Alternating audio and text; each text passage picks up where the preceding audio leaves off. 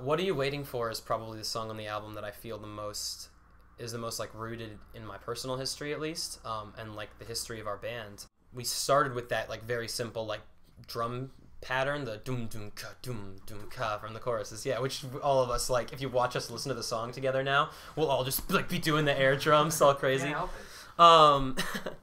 And we were writing the chorus, and we had like a bunch of really terrible choruses, and then we were like, and then we wrote like the we were like, okay, this is catchy, it just needs some really simple like life pattern, moral, and I was like, what are you waiting for? Because it was, that was my thing. And it was an idea that came about 2 years ago, when we were following tours, selling CDs, and I remember having a conversation with my mom, who had talked to my brother, who was applying for college, and he had gotten an essay question: if you woke up tomorrow and you knew you wouldn't fail, then what would you do? And she kind of had begun the conversation by asking me that deep philosophical question, because I guess that's just what she does. Over like Lucky Charms or something.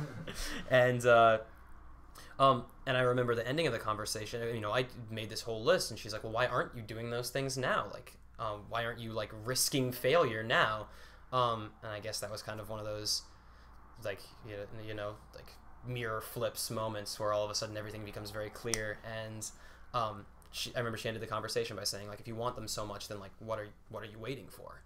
And it was that night that we reached out and tried to get on our first ever tour, and we ended up getting the tour with All Time Low, and that kind of is what set our band's career in motion. And it literally happened on that very day. And since then, What Are You Waiting For has been like a personal, a personal thing. It's on my arm now. I remember it.